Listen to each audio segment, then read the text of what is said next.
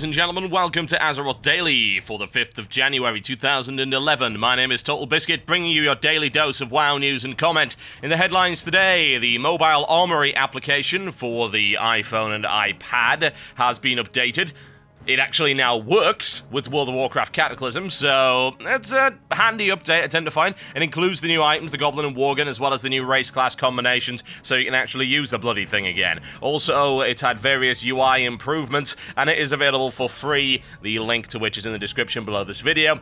Unfortunately, one of its new features was not support for Android. As to why that is, I couldn't imagine, and I think that's probably something they need to be looking into sooner rather than later.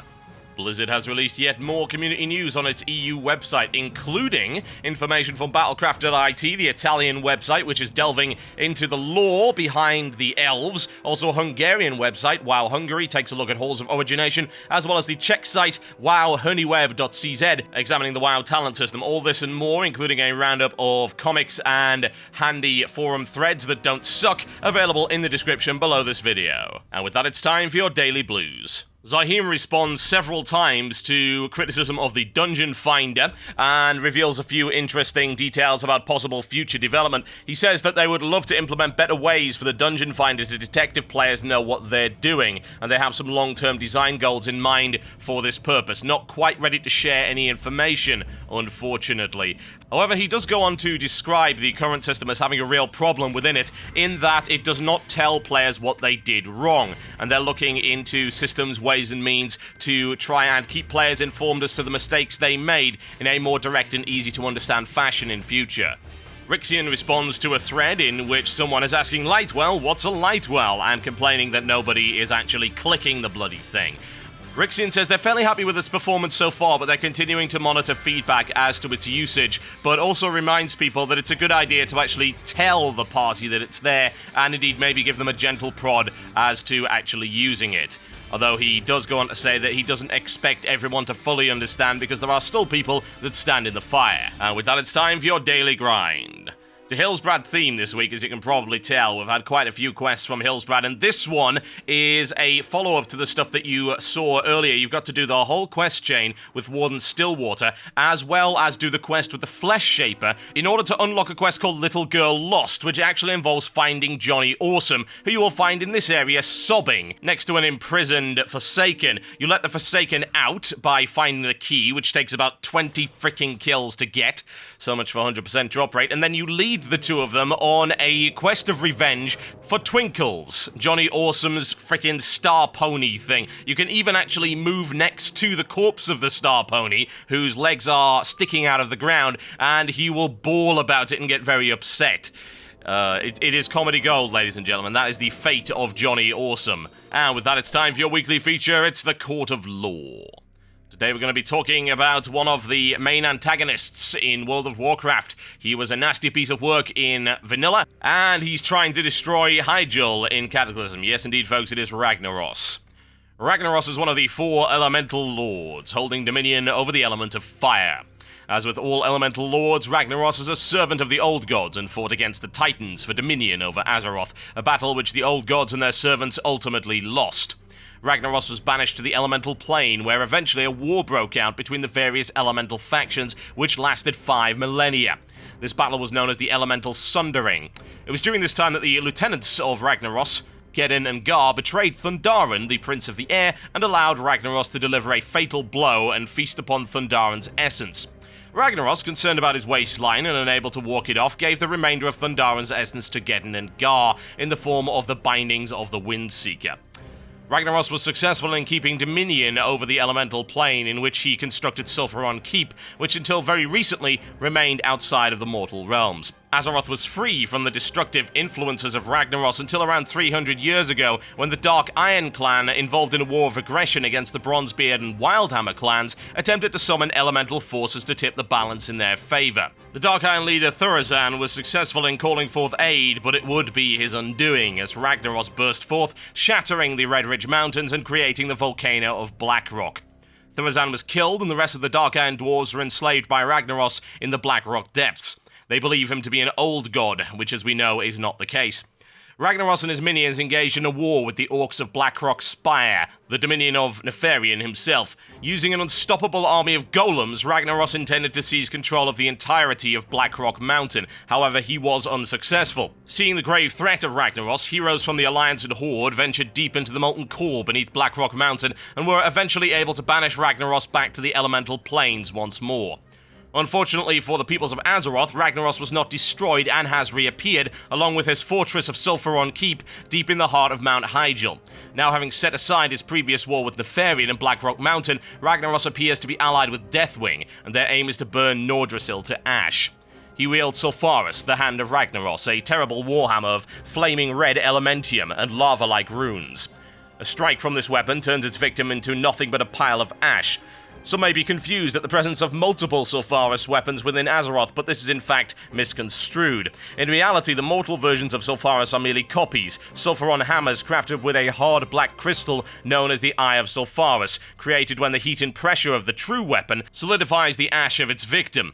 There is only one true Sulfuras, and it is far too large to be wielded by any mortal, not to mention a wee bit hot. And with that, it's time for the mailbox. This one comes in from Josh, who asks, I've played on and off WoW for about 5 years, and I was wondering if I should come back, because after watching your beta videos, I've started to have the urge to, even though I was quite a failure at the game, because I've never gotten a guy to max level.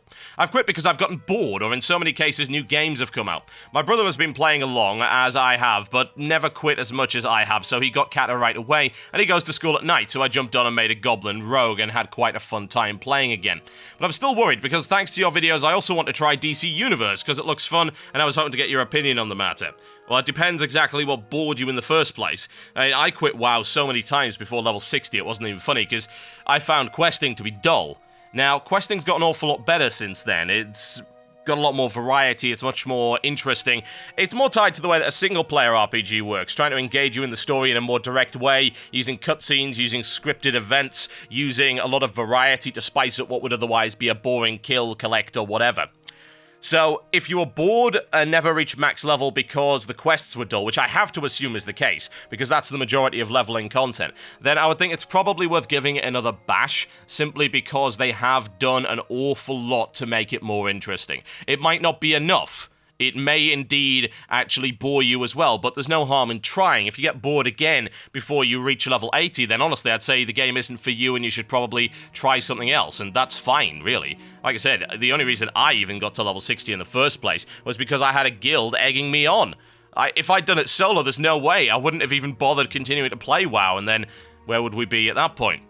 This one comes in from Jake C, who says, what do you think will happen to WoW and its community over the next few years?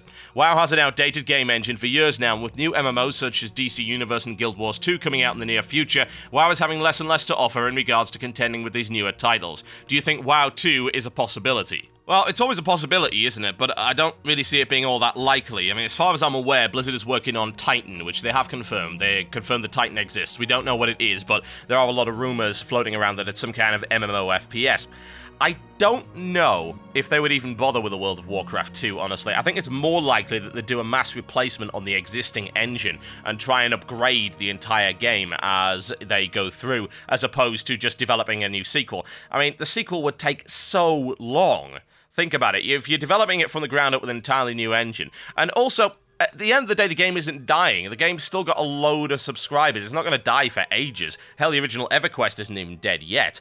I think it's more likely that they'll just bring out another product that does address the current generation of MMO players that want something more than merely press button, cast Frostbolt.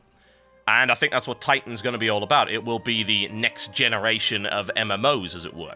But that doesn't mean that everybody has suddenly gone off the current generation. Indeed, you can look at the numbers to see that that is not the case. So, no, I don't think they'll develop a WoW 2. Certainly not in any kind of near time span. I mean, if I were to ever expect one, I wouldn't even expect one in the next half a decade, really. I would think that it would go on much, much longer than that. So, yeah, there's your answer to that, I suppose. Coming in from Bloodsquelch right here. I'm a Cataclysm baby. I'm working towards my first level character. I want to ask you about etiquette. Specifically, how should I interact with other players since I frankly don't know all that much about the game? So far, I feel that I've done a reasonable job. I let people know when I'm trying something unfamiliar and I ask them to tell me if I'm being stupid. I take credit for my blunders, ask questions if I don't understand something, and I always assume that any mistakes are my own before I blame somebody else. However, I'm starting to reach the higher levels and I'm not entirely sure what level of knowledge is expected of me. I feel fairly comfortable in combat. I rolled a Frost Mage because it's awesome, and I'm confident in my ability to fulfill my role, including crowd control, without drawing aggro and standing in the fire. However, now I'm getting concerned with things like knowledge of bosses, what they drop, dungeon layouts, etc. For example, am I expected to know exactly what drops are the best for me in every dungeon? Is it okay if I need someone to explain a boss fight before I go in, or am I expected to do my research beforehand? I expect to do this sort of research when I hit endgame content, but I'm a little overwhelmed by the vast amount of information I have to process right now. Do you have any advice on that matter?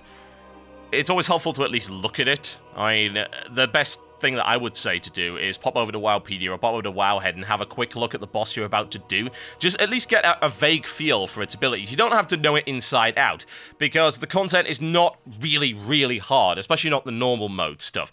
I mean, some of the Outlands dungeons can be a little bit tricky in places, but at the end of the day, the chances are you're going through with extremely experienced people. Most of them will be rolling ults for maybe the second time, maybe even more than that, and they will know what to do anyway. So it just comes down to the basic principles. CC, don't pull aggro, don't stand in the fire, and of course, take responsibility for your own mistakes and try to avoid them. And there's nothing wrong with asking. And if people react badly to that, say, oh my god, when you've at least done a reasonable amount of research before you go in there, then I think they're being unreasonable, and you should probably look for a guild. Honestly, a guild that's a little bit more accommodating for somebody who's just started the game. It sounds like you're on the right track, though. You can do more than most, let me put it that way, and that already puts you at a fairly high level to begin with. It is really all about learning, and by learning from your own mistakes, and of course by using the various resources available to you. But again, try not to overwhelm yourself with it. Just read a little bit, get a basic understanding, and that's usually enough.